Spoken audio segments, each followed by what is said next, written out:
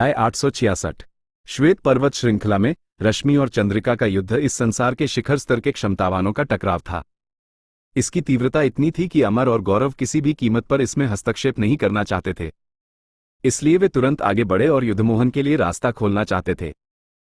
टूटा हुआ रहस्यमय महल और युद्ध आत्मा मंदिर के पास कुल 4 संत थे, जिनमें अमर एकमात्र द्वितीय श्रेणी का था। ये ताकत नजरअंदाज करने योग्य नहीं थी, और जैसे ही वे युद्ध में शामिल हुए, स्थिति तुरंत पलट गई। यिन्या और स्नेहा तेजी से दबाव में आ गए।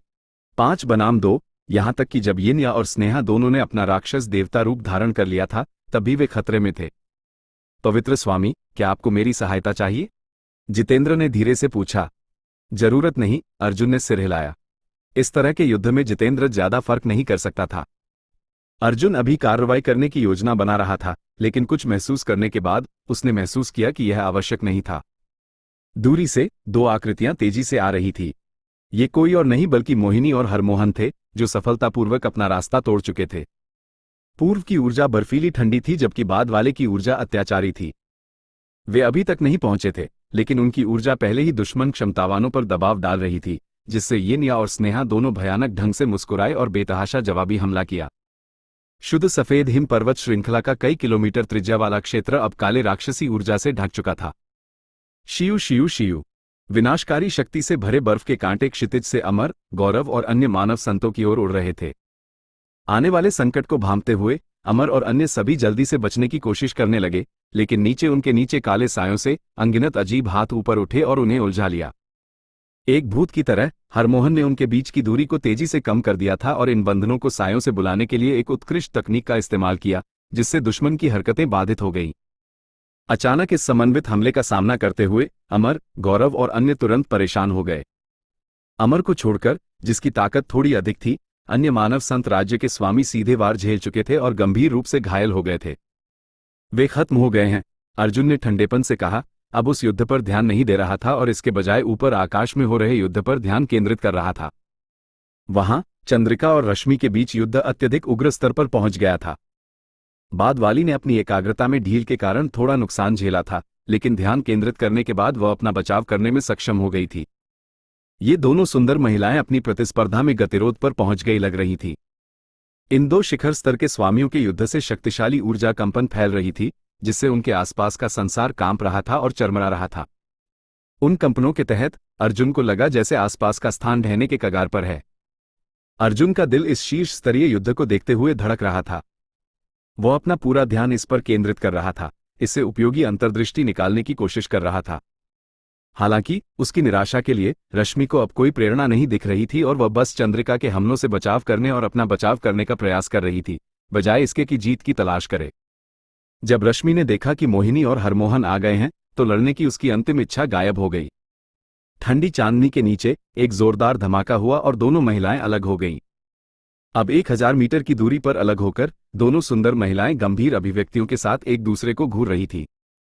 चंद्रिका की आंखों में अनंत हत्या की भावना और घृणा चमक रही थी, जबकि रश्मि की आंखें झिझक से भरी हुई थी।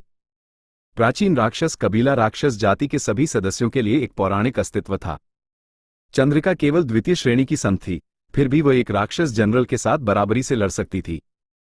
अगर उसे तीसरी श्रेणी तक पहुंचने दिया जाता, तो संभवतः वर्तमान राक्षस कमांडर भी उसका मुकाबला नहीं कर पाता। इसे महसूस करते हुए रश्मि का आत्मविश्वास डगमगा गया।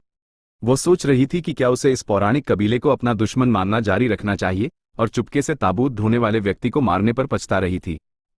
अगर उसने उसकी लाश को नष्ट नहीं किया होता, तो वे सभी बैठकर चीजों पर चर्चा करने में सक्षम होते। आखिरकार वे सभी राक्षस जाति से हैं, इन मनुष्यों के सामने एक दूसरे को मारने की कोई जरूरत नहीं थी, जिससे उन्हें उनकी एकता की कमी पर मजाक उड़ाने का मौका मिलता। लेकिन चंद्रिका की आंखों में देखकर रश्मि को पता चल गया कि इस दुश्मनी को सुझाने का कोई रास्ता नहीं था। यह उस स्तर पर पहुंच गया था जहां केवल एक ही जीवित बच सकता था। दांत पीसते हुए रश्मि ने बड़बड़ाया, प्राचीन राक्षस कबीला, इस रानी ने आज तुम्हारे तरीकों का अनुभव किया। जब राक्षस कमांडर तुमसे मिलने आएगा, मुझे आशा है कि तुम अभी भी अपना अहंकार बनाए रख पाओगे। ऐसा कहते हुए रश्मि का कोमल शरीर अचानक सांप की तरह लहराने लगा और हड्डियों के टूटने की आवाज गूंज उठी। अगले ही पल उसके शरीर से रक्त की ऊर्जा फूट पड़ी। चंद्रिका का सुंदर चेहरा नाटकीय रूप से बदल गया, लेकिन ये जानते हुए भी कि वह क्या करने की कोशिश कर रही है, रश्मि को रोकने के लिए बहुत देर हो चुकी थी। पेंग, एक दबी हुई धमाके की आवाज गूंजी और राक्षस जनरल रश्मि का शरीर खूनी कोहरे में बदल गया, यहां तक कि उसकी हड्डियां भी लाल चमक में विघटित हो गईं। अर्जुन और जितेंद्र, जो इस लड़ाई पर करीब से नजर रख रहे थे, ने ये दृश्य देखा और तुरंत स्तब्ध रह गए। उनमें से किसी ने भी कल्पना नहीं की थी कि रश्मि खुद को उड़ाने का विकल्प चुनेगी, खासकर जब लड़ाई का फैसला नहीं हुआ था। हालांकि अस्पष्ट रूप से अर्जुन को लगा कि कुछ गड़बड़ है, चुपचाप सोच रहा था कि इस तरह रश्मि का अचानक मरना असंभव था। रक्त पलायन? चंद्रिका ने अपने दांत पीसते हुए अपने सामने खूनी कोहरे की ओर देखा। ऐसा लग रहा था कि कोहरे के भीतर अजीब लेकिन शक्तिशाली ऊर्जा है, लेकिन वह जल्द ही गायब हो गई और खूनी कोहरा तेजी से घुलने लगा, जल्दी कुछ भी नहीं बचा। उसी समय, जैसे ही मोहिनी युद्धमोहन पर प्रहार करने वाला था, बाद वाले को लाल रक्त की एक पतली परत से ढक दिया गया जिसमें हल्की सुनहरी चमक थी। ये रक्त परत युद्धमोहन को लपेटे हुए क्षितिज की ओर भागने वाली लाल बिजली में बदल गई। चंद्रिका ने उस दिशा की ओर उदासीनता से देखा जहां ये लाल बिजली भाग गई थी, अपनी मुठियां भींची और दांत पीसती रही, लेकिन पीछा करने का कोई प्रयास नहीं किया। उसने अनुमान नहीं लगाया था कि रश्मि के पास ऐसी तकनीक होगी। हालांकि इस तकनीक ने भारी मात्रा में वास्तविक ऊर्जा और जीवन शक्ति का उपभोग किया, ये भागने का एक आदर्श तरीका था। एक बार जब रश्मि ने इसे प्रदर्शित किया, तो चंद्रिका के पास उसे रोकने का कोई रास्ता नहीं बचा, क्योंकि यह महान राक्षस देवता की दिव्य क्षमताओं में से एक थी। ऐसा लगता था कि रश्मि भाग्यशाली थी जब उसने अनजाने में प्राप्त राक्षस देवता के स्वर्ण रक्त को परिष्कृत किया और महान राक्षस देवता से संबंधित कुछ रहस्यमय क्षमताओं को समझने में कामयाब रही। हालांकि जैसे ही सभी ने सोचा कि रश्मि सफलतापूर्वक भाग गई है, क्षितिज पर एक अन्य बिंदु से अचानक एक चमकदार सुनहरी चमक उभरी और तेजी से उसका पीछा किया। ऊंचे आकाश में एक सुनहरी जंजीर आकाश को चीरती हुई निकली, मानो वह अपने दम पर दिमाग वाला एक महान ड्रैगन हो। इस सुनहरी जंजीर ने एक लंबी छवि छोड़ी, जैसे आकाश को आधे में विभाजित करने वाली एक सुनहरी नदी, जिसमें से शुद्धतम यांग गुण वाली ऊर्जा विकीर्ण हो रही थी। जैसे ही यह ऊर्जा उनके पास से गुजरी, सभी प्राचीन राक्षस कबीले के सदस्यों ने अपनी भुहें चढ़ाईं, एक असहज अभिव्यक्ति दिखाई। राक्षस सील जंजीर? अर्जुन ने चिल्लाकर कहा। एक नज़र में उसने इस भव्य जंजीर जैसी कलाकृति को पहचान लिया जो उसे हाई हेवन पैविलियन में वापस मिली थी। इसी राक्षस सील जंजीर के कारण अर्जुन राक्षस जनरल मेंगे की आत्मा प्रति और राक्षस स्वामी धीरेन्द्र को मारने में सक्षम हुआ था। तोंग हुआन दुनिया में आने और सोआरिंग स्काई सेक्ट में प्रवेश करने के बाद अर्जुन ने राक्षस सील जंजीर को उसके मूल मालिक को लौटा दिया। आज ये चंदन के हाथों में होनी चाहिए। राक्षसी स्त्री, क्या तुम सोचती हो कि तुम मेरी मानव जाति का इतना तिरस्कार कर सकती हो? बिना किसी परिणाम के आना जाना जैसा चाहो वैसा करना? एक शक्तिशाली गर्जना गूंजी, आसपास की दुनिया में गूंजती हुई। इस आवाज में एक रहस्यमय शक्ति निहित लग रही थी, जिसने सुनने वालों को बहरा कर दिया और उनके खून को उबाल दिया। मौजूद सभी लोगों ने यह आवाज सुनी और अपने खून को उबलते हुए और चेहरे लाल होते हुए महसूस किए बिना नहीं रह सके। उसी क्षण जब यह आवाज गूंजी, राक्षस सील जंजीर हवा में फटकारी गई, जिससे एक शानदार सुनहरा चाप बना जो अंतरिक्ष को ही पार कर गया। एक पल बाद रश्मि की दयनीय चीख सभी के कानों तक पहुंची। खूनी लाल बिजली फट गई, रश्मि का खून से सना और परेशान आकृति प्रकट हुई, लेकिन वह एक सेकंड के लिए भी नहीं रुकी और भी तेजी से भागी। अर्जुन की अभिव्यक्ति अचानक अजीब हो गई। वो जानता था कि इस आवाज का मालिक सोआरिंग स्काई सेक्ट का मार्शल पूर्वज चंदन था। स्वामी! चंद्रिका तुरंत अर्जुन के पास पहुंची, उसका सुंदर चेहरा गंभीर अभिव्यक्ति से भरा हुआ था क्योंकि उसने तेजी से कहा, आने वाले व्यक्ति की ताकत बहुत मजबूत है और उसकी कलाकृति मेरी राक्षस जाति को नियंत्रित करने के लिए डिजाइन की गई लगती है। एक पल रुको, अगर कुछ होता है तो स्वामी को स्पष्ट रूप से खुद को और मेरे कबीले के बीच एक रेखा खींचनी होगी, जिसके बाद मैं कबीले के सदस्यों को इस हिम पर्वत श्रृंखला में और गहराई तक छिपाने का नेतृत्व करूंगी। अर्जुन ने उसकी ओर देखा और फिर कड़वा हंसा और सिर हिलाया, नहीं, मैं इसे संभाल लूंगा। चंद्रिका ने उसे एक पल के लिए खालीपन से देखा लेकिन आपत्ति नहीं की, बस सिर हिलाया और कुछ नहीं कहा। क्या रश्मि ने इस स्वामी के आने का पता लगाने के कारण भागने का फैसला किया? अर्जुन ने विचारपूर्वक पूछा। बहुत संभव है, चंद्रिका ने सिर हिलाया। हम में से कोई भी दूसरे को हराने में सक्षम नहीं था, लेकिन अगर हमारे स्तर का कोई और हस्तक्षेप करता, तब भी अगर वह भागना चाहती तो वह सक्षम नहीं होती। कोई आश्चर्य नहीं, अर्जुन ने सिर हिलाया। कोई आश्चर्य नहीं कि रश्मि ने चंद्रिका के साथ अपनी लड़ाई इतनी निर्णायक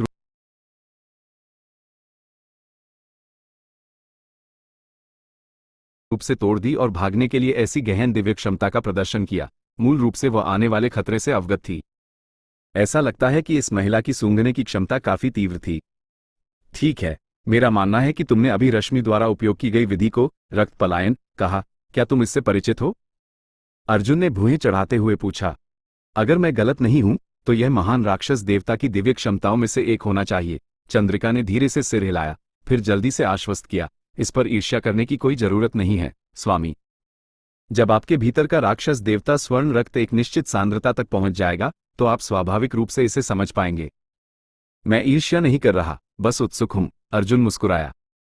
दिव्य क्षमताओं की बात करें तो अर्जुन ने पहले ही एक बूंद राक्षस देवता स्वर्ण रक्त को परिष्कृत करने के बाद एक प्राप्त कर लिया था, आत्मा विखंडन। अब तक भी उसकी आत्मा प्रति उसके ज्ञान सागर के भीतर पोषित हो रही थी, उस दिन की प्रतीक्षा कर रही थी जब वह पूर्ण हो जाएगी और उपयोग के लिए तैयार होगी।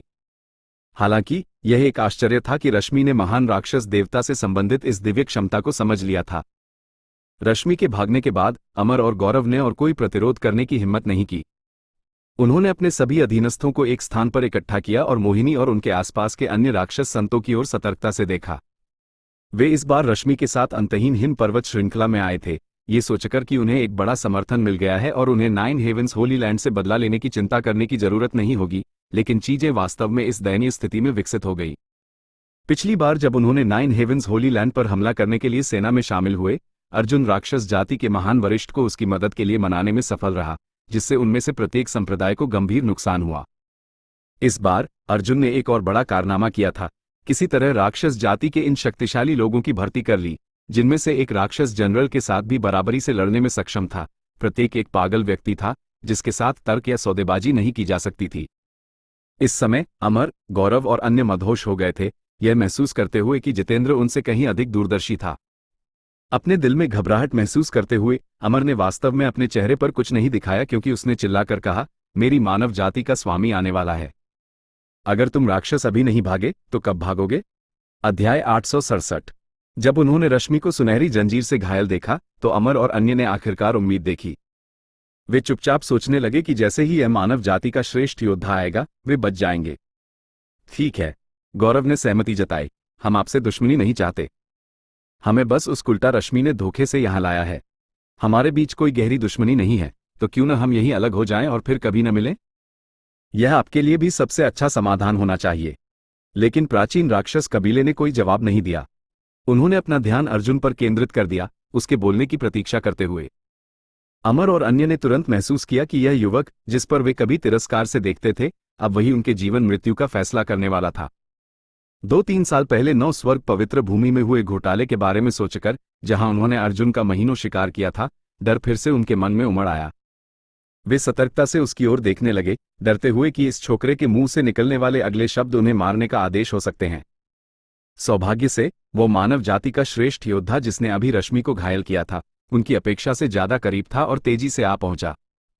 इस नए आगंतुक को देखकर अमर और अन्य के चेहरे खुशी से खिल उठे। उनके चेहरों से सारा डर और चिंता गायब हो गई और उनका आत्मविश्वास लौट आया, क्योंकि उन्होंने पाया कि सिर्फ एक नहीं बल्कि 5 लोग आए थे। एक तीसरे क्रम के संत और 4 पहले क्रम के संत तुरंत हर किसी के ऊपर आकाश में प्रकट हुए। हर एक ने इस असामान्य सभा को देखकर हल्की सी भुएं चढ़ाईं। अगुवाई करने वाला एक सफेद बालों वाला ऋषि जैसा वृद्ध व्यक्ति था। भले ही उसका स्वभाव और आभा संयमित लग रही थी, लेकिन वह स्पष्ट रूप से एक अत्यंत शक्तिशाली योद्धा था। अन्य 4 भी कमजोर नहीं थे, लगता था कि वे कई वर्षों से संत क्षेत्र में प्रवेश कर चुके थे। आए हुए 5 संतों में 4 पुरुष और 1 महिला थी। उन्होंने बस चारों ओर एक नजर डाली और फिर सभी की निगाहें अर्जुन पर जा टिकी। उनके चेहरों पर पूरी तरह से अबूझ भाव थे। महिला ने अर्जुन को घूरना शुरू कर दिया, अपने दांत पीसते हुए और होठों को हल्के से हिलाते हुए, मानो खुद से कुछ बड़बड़ा रही हो। उसके होठों की हरकत से लग रहा था कि वह बार बार गालियां दे रही थी। इन 5 लोगों के आगमन ने अमर को बहुत खुशी दी। वो तुरंत उनकी ओर बढ़ा और अपनी मुट्ठियां बांधकर अभिवादन किया। मैं साहस करके पूछता हूं, भाई का सम्मानित नाम और कौन सी शक्ति से संबंध है? समूह के अग्रणी वृद्ध व्यक्ति ने अमर की ओर देखा और अपनी आंखें थोड़ी सिकोड़ी। सोआरिंग स्काई सेक्ट का चंदन। चंदन? अमर ने बुदबुदाया। अगले ही पल खुशी से मुस्कुराते हुए जोर से घोषणा की, तो क्या आप भाई चंदन हैं? कृपया इस व्यक्ति के अशिष्ट व्यवहार को क्षमा करें। इस अमर ने भाई चंदन के महान नाम के बारे में बहुत पहले सुन रखा था, और भाई चंदन की शक्ति को देखने के बाद स्पष्ट है कि यह पूरी तरह से योग्य है। वो दुष्ट राक्षस सेनापति रश्मि भी भाई चंदन को देखते ही भाग गई, वास्तव में प्रभावशाली। तुम कौन हो? चंदन ने प्राचीन राक्षस कबीले पर नजर घुमाई और फिर अमर की ओर मुड़ते हुए पूछा। उसकी आवाज में उदासीनता थी। अमर और गौरव ने तुरंत अपने नाम बताए। Shattering mystic palace, war spirit temple. Chandan ने एक पल सोचा, फिर जारी रखा, तुम दोनों अपने अपने संप्रदायों से लाखों मील दूर यहां क्या कर रहे हो? इसके अलावा इतने सारे लोगों को भी अपने साथ लाए हो। चंदन के स्वर में कुछ दोषारोपण सुनकर अमर मुश्किल से अपनी भुएं नहीं सिकोड़ सका। हालांकि यह जगह सोआरिंग स्काई सेक्ट के करीब नहीं थी, फिर भी जैसे भी देखा जाए ये सोआरिंग स्काई सेक्ट के क्षेत्र के करीब थी। बाहरी लोगों के रूप में इस क्षेत्र से गुजरते हुए और यहां तक कि इस क्षेत्र में काम करते हुए उन्हें इस क्षेत्र के शासक से मिलने जाना चाहिए था। लेकिन स्नो माउंटेन रेंज में इस अभियान के लिए उन्होंने केवल पास के एंशिएंट मून केव हेवन और लुओ शेंग सेट को बहुत सारे पैसे देकर जबरदस्ती सहायता के लिए आमंत्रित किया था। इन दोनों शक्तियों में कोई शक्तिशाली योद्धा नहीं थे, इसलिए अमर और गौरव को उनके कोई परेशानी खड़ी करने की चिंता नहीं थी। अमर ने जल्दी से समझाने की कोशिश की, हम बस पौराणिक ताबूत ढोने वाले व्यक्ति के बारे में सुरागों का पालन कर रहे थे और अनजाने में यहां आ गए। तभी अचानक राक्षसों का ये समूह प्रकट हो गया। लगता है कि राक्षस सेनापति रश्मि यहां कुछ कुटिल करने की योजना बना रही थी और हम अनजाने में उस पर ठोकर खा गए। अगर भाई चंदन समय पर नहीं आते तो शायद हम में से कोई भी उसके विषैले पंजे से बच नहीं पाता। अमर ने ये शब्द कांपती आवाज में और अपने चेहरे पर पीड़ा का भाव लिए कहे, मानो वो बहुत अन्याय सहते हुए दिल से बोल रहा था। गौरव ने भी तुरंत उसके बयानों की पुष्टि की। चंद्रिका ने मुस्कुराते हुए हल्की सी अवमानना की, उसके सुंदर चेहरे पर निराशा भरी थी। ये लोग सच में सफेद को काला बताने में माहिर हैं। स्वामी, क्या मैं उन्हें हमेशा के लिए चुप करा सकती हूं? अर्जुन ने धीरे धीरे अपना सिर हिलाया। चंद्रिका ने अपनी आवाज छिपाने की परवाह नहीं की थी, इसलिए उसके शब्द तुरंत अमर के कानों तक पहुंचे। उसने अपना सीना फुला लिया और गुस्से में चिल्लाया, कुलटा, हमारी मानव जाति के शीर्ष योद्धाओं के सामने तुम बदमाशी करने की हिम्मत करती हो? आज्ञाकारी होकर आत्मसमर्पण कर दो और शायद हम तुम्हारा जीवन बख्श दें। इस समय अमर का रवैया पल भर पहले से पूरी तरह बदल चुका था। जब तक चंदन यहां नहीं आए थे, वह और गौरव केवल धीरे से बोल रहे थे, सम्मान दिखा रहे थे और शांतिपूर्ण समाधान मांग रहे थे। लेकिन जैसे ही चंदन आए, उनका रवैया तुरंत बदल गया, अहंकारी और जाति करने वाला बन गया। ये प्रदर्शन चंद्रिका को उन्हें और भी ज्यादा नीचा दिखाने पर मजबूर कर गया। भाई चंदन, अमर ने चंदन की ओर मुड़कर कहा, राक्षसों का ये समूह निश्चित रूप से रश्मि द्वारा हमारे मानव क्षेत्र में लाए गए उसके अधीनस्थ होंगे। भाई चंदन को उनके साथ कोई और बकवास करने की जरूरत नहीं है। उन सभी और उनके साथ उन दो मानव गद्दारों को तुरंत मार देना सबसे अच्छा होगा। ऐसा कहते हुए उसने अर्जुन और जितेंद्र की ओर आक्रोश से इशारा किया। क्या ऐसा है? चंदन ने उस पर सरसरी निगाह डाली और फिर अपनी नजरें फिर से अर्जुन की ओर मोड़ते हुए एक हताश सांस छोड़ी। इस समय वो बस ये जानना चाहता था कि उसका ये छोटा मार्शल पोता खुद को ऐसी परेशानियों में कैसे फंसाता रहता है। इसके अलावा चंदन की नजर में अर्जुन का इस राक्षस समूह के साथ संबंध सही नहीं था। ये छोकरा। चंदन ने चुपचाप अपना सिर हिलाया, उसका मन काफी जटिल था। स्वामी, अगर वह बूढ़ा और अन्य लोग कार्रवाई करते हैं तो पहले आप मोहिनी के साथ पीछे हट जाएं। वो आपकी सुरक्षा करेगी, चंद्रिका ने अर्जुन के कान में फुसफुसाते हुए कहा, जैसे ही उसने अपनी सुरक्षा बढ़ाई। चंदन ने उसे बहुत दबाव में डाला। तीसरे क्रम के संत क्षेत्र में काफी समय से पहुंच चुके गुरु के रूप में वह वास्तव में इस दुनिया का एक शीर्ष स्तरीय योद्धा था। हालांकि चंद्रिका के लिए सबसे ज्यादा चिंता की बात वो श्रृंखला जैसा कलाकृतिपूर्ण हथियार था जिसका उसने रश्मि को घायल करने के लिए इस्तेमाल किया था। इसमें से निकलने वाली शुद्ध यांग विशेषता ने उनके शरीर के अंदर की राक्षसी ऊर्जा को बहुत हद तक दबा दिया था। चंदन जैसे गुरु के हाथों में ये जो शक्ति प्रदर्शित कर सकता था, उसे कम करके नहीं आंका जाना चाहिए। उस वार को झेलने के बाद चंद्रिका ने अनुमान लगाया कि रश्मि को पूरी तरह ठीक होने में कम से कम 1 या 2 महीने लगेंगे। बूढ़ा। अर्जुन ने अपनी भान उठाई और खुद को हंसी रोक नहीं पाया। उसने चंद्रिका की चिंताओं का जवाब नहीं दिया और सीधे चंदन की ओर बढ़ गया, अपनी मुट्ठियां बांधकर अभिवादन किया। शिष्य अर्जुन, पूर्वज को नमस्कार करता है। पूर्वज? चंद्रिका मदहोश होकर अपना मुंह ढक नहीं पाई, उसकी सुंदर पुतलियां थोड़ी कांप उठी, मानो ये जानकर वह स्तब्ध थी कि अर्जुन का इस तरह के मानव जाति के योद्धा के साथ ऐसा संबंध था। अमर और गौरव भी अवाक रह गए। अचानक उन्हें पहले खोजे गए एक महत्वपूर्ण जानकारी याद आ गई। अर्जुन सोआरिंग स्काई सेक्ट का एक शिष्य था। बस पहले के उत्साह में वे अस्थायी रूप से इस बिंदु को भूल गए थे। बदबूदार बच्चा, अभी यहां आओ। इंद्रावती, जो चंदन के पीछे खड़ी थी, चिल्लाई। आ रहा हूं। अर्जुन का कंधा बेबसी से झुक गया जब वह तेजी से उनकी ओर चला गया। इन पांचों के सामने पहुंचकर अर्जुन ने एक बड़ा अजीब सा मुस्कुराहट बिखेरी। आसपास प्राचीन राक्षस कबीले और अमर के समूह दोनों उनकी ओर देख रहे थे, ध्यान से सुन रहे थे, उत्सुकता से जानना चाहते थे कि ये 6 लोग क्या कहेंगे। ये जानते हुए चंदन ने हाथ हिलाया और बाहरी जांच से खुद को अलग करने के लिए एक बाधा खड़ी कर दी। पूर्वज और 4 मार्शल वरिष्ठों को यहां आने का पता कैसे चला? अर्जुन की भान थोड़ी सी हिली, थोड़ा बेचैनी से इन परिचित चेहरों को देखते हुए। पवन सिंह ने जल्दी से समझाया, जब वह राक्षस महिला यहां पहुंची तो पूर्वज ने उसका पता लगा लिया था, लेकिन उसका उद्देश्य जाने बिना हमने पहले चुपचाप उसका निरीक्षण करने का फैसला किया। ये तब तक नहीं था जब आज वो बड़ी लड़ाई छिड़ी कि हमने कार्रवाई करने का फैसला किया। जब वो राक्षस महिला भागी तो उसे भारी चोट लगी, लेकिन लगता है कि वो फिर भी बच निकली। ओह, ऐसा है, अर्जुन ने अचानक समझा। हालांकि चंदन साल भर अपने एकांत निवास में ध्यान में लगे रहते थे, जब रश्मि जैसा योद्धा उसके कुछ हजार किलोमीटर के भीतर पहुंचा तो वो उसका पता लगाने से बच नहीं सकती थी। एक पल में अर्जुन को अपने इस पूर्वज की निरंकुश ताकत की स्पष्ट और गहरी समझ हो गई। उसने बहुत पहले अनुमान लगा लिया था कि उसके इस पूर्वज ने किस स्तर तक पहुंचा था, लेकिन अब अर्जुन ये पुष्टि करने में सक्षम था कि चंदन वास्तव में तीसरे क्रम का एक संत था जो अपने स्तर के लोगों में शीर्ष के करीब या उस पर था। हालांकि यह समझ में आता था क्योंकि आखिरकार उसने अतीत में एक राक्षस सेनापति को मार डाला था। बदबूदार बच्चा, क्या तुम बड़े बोल्डर सिटी में बूढ़े देवन के साथ अल्केमी मार की खोज नहीं कर रहे थे? तुम अचानक यहां कैसे पहुंच गए? इंद्रावती गुस्से और उलझन में थी। कुछ समय पहले रुचिका ने उसे अर्जुन का संदेश देने सोआरिंग स्काई सेक्ट का दौरा किया था, कहते हुए कि वह कुछ समय के लिए ग्रैंड बोल्डर सिटी में रहेगा और उसे उसकी चिंता करने की जरूरत नहीं है। इंद्रावती ने इस पर विश्वास किया और उसे खोजने ग्रैंड बोल्डर सिटी जाने की जहमत नहीं उठाई। लेकिन अब वे अचानक अर्जुन के होने की अपेक्षा वाली जगह से हजारों किलोमीटर दूर यहां मिले थे। यह एक लंबी कहानी है।